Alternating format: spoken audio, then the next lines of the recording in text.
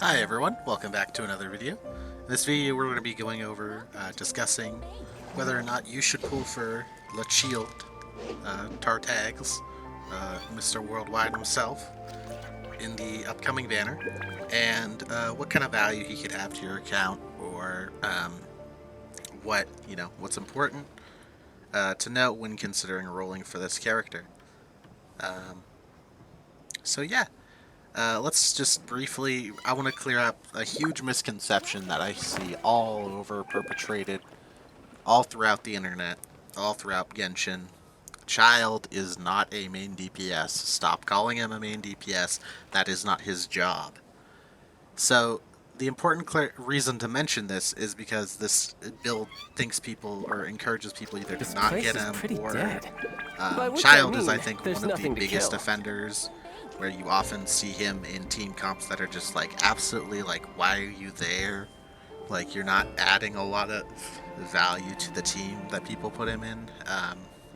Outside of course, like his main teams that are conventional wisdom almost at this point. But you see him in a lot of weird teams, like paired with Hu Tao when they don't really complement each other. I know both of them have like skill cooldowns that are quite long, and it can feel good to kind of, edge other people in there. But since he doesn't Hydro while Hu Tao is on the field, it doesn't really increase her damage, and she doesn't Pyro when he's on the field, so he doesn't get a lot of damage value out of it. So whatever. But what There are if better ways Childe to isn't a seek main out. DPS? What is he? Well, he's a Hydro enabler. So, and to my knowledge, he is the only like real enabler we have in the game. I'm trying to think of the others. So, what enablers essentially do is they apply a ridiculous amount of their element um, to encourage other people to do more damage. So I guess the closest comparison would be he's essentially he to a degree is a 5-star version of Jingchu, except Childe needs field time in his melee stance, which is his E, to be able Our enemies, to then, well, constantly apply that Hydra. But one of the advantages of being an enabler over a main DPS does mean that he long term has value. With other possible characters that could be released or um, stuff like that. In a similar way that Raiden gets better whenever there's new units added that have like 80 cost high damage bursts that need to be funneled. Um, and in a similar way to like how what's his face? How Jingchu uh, can work for essentially covering up a lot of the weaknesses of almost any Pyro DPS that's added to the game, as long as the Pyro DPS can vaporize, which most, obviously, all of them can, unless there's a mechanic that makes them not. But what this means, though, as well, is that Childe teams tend to be very expensive. So especially if you're early game or low investment, or you don't really play a ton, don't really like worry about building beefier squads, Childe teams are significantly more expensive to build as far as like resource wise than something like Diluc, Eula, even people like Razor. Teams where you can like funnel resources into a single player, whereas Childe plus whichever person you're enabling, be it Beidou or Zhangling, traditionally need to also be well invested. This isn't necessarily a downside because obviously he does get damage. Like, This place is pretty he does get dead. pretty good damage to By which I compensate for mean, this. there's nothing to But kill. this is definitely something to consider if you are someone who is light on resources, or if you're thinking about picking him up, but you're really early game, you don't really have a lot of resources, he isn't your absolute favorite unit, it might be worthwhile sticking it out for a longer time and picking up a different unit instead. Um, he does have some value in just being essentially a replacement for Jingchu in like Zhangling or Beidou comps currently, so you can use chew on other teams, but that's neither here nor there, and I'll probably go more in depth to what that actually means in my team building guide, which is going to come out at a much later date for Childe, and then specifically I'm working on a much larger, much longer in-depth team building guide, so I hope you stick around for that. But on the topic of back to whether you should roll for him, so we obviously don't know any of the 4 stars that are on his banner. In general, I don't think you should let 4 stars influence your decision to really roll on a banner, unless you want the character. So if you want the character, if you think, okay, maybe Childe looks fun, you're like, he's kind of cool, I wouldn't mind getting him, and then saying, I'm not going to get Hu Tao.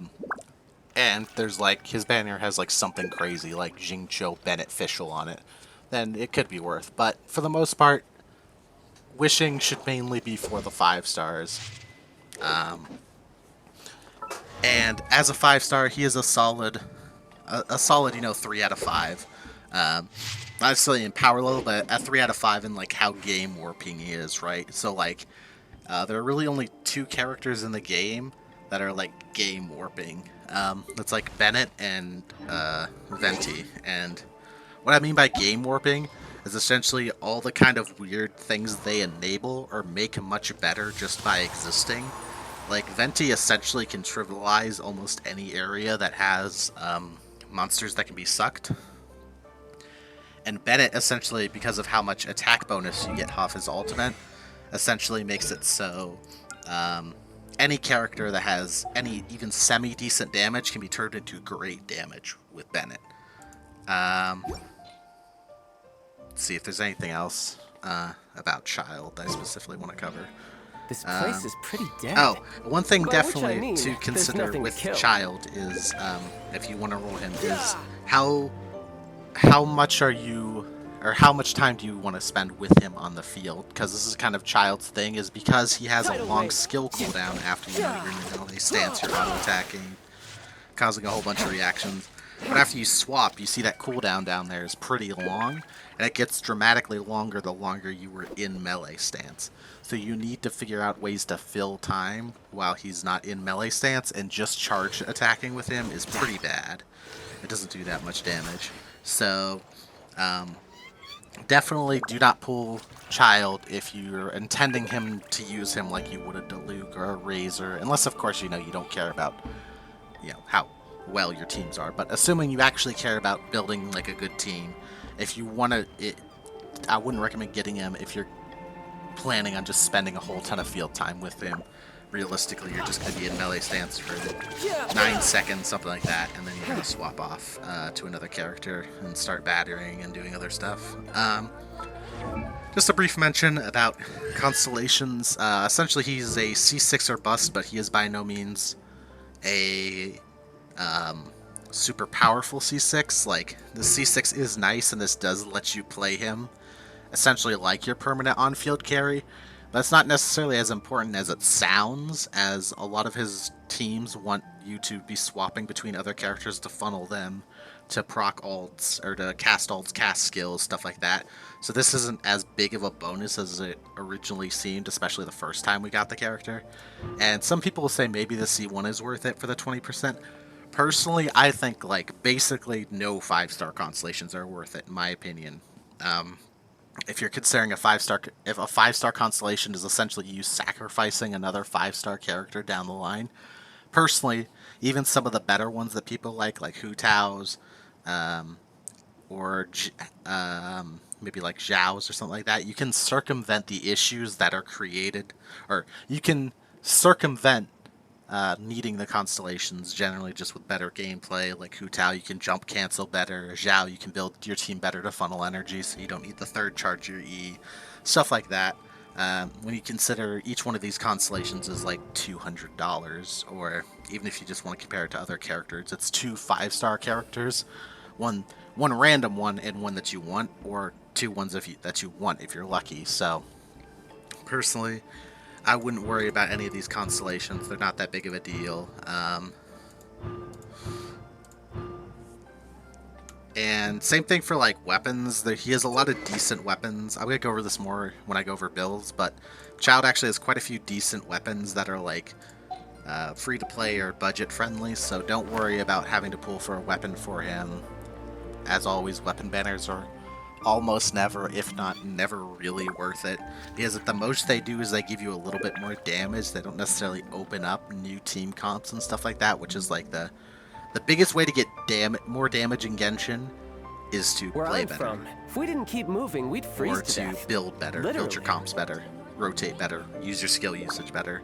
Um, a weapon might add something, but it's just it's not a deal breaker. So kind of the long and short of it is, if you're a new player who desperately is in need of a main DPS, maybe you want to look elsewhere. Obviously, you do get Zhongling for free, and he can enable Zhongling to do a lot of damage, so that's an option. If you're a long-term player who just has Primos around, he's definitely a unit that has value in the long term and will have value the longer the game goes on, because of how quick he applies his element and how it works with, and how he AoE applies it. So he can constantly trigger reactions. So this means he does have value in the long term. But if you don't like him, he's not a Veni, which Veni is probably the only 5-star in the game that I am like, This place is pretty seriously, dead. even if you By don't which like I him, mean, get him. there's Like, nothing I'm to just kind of kill. playing. People have always said that to me, or have always mentioned that, and I haven't had Veni for a long time. But I just recently started playing an alt that I do have Veni on, and it is a game changer. I can't believe I skipped his banner. But no other character is that kind of like game warping. So don't feel pressure to roll on Childe, and also don't feel like you need to roll on Childe or Hu Tao. It's okay to save your primos for other characters you want coming further down the line. Um, but if you do wish on Childe, I wish you good luck, and I hope you'll come back for whenever I do a more in-depth team build guide where we're going to talk about weapons, talent orders, team comps, maybe some rotations in the team comps as well. But yeah,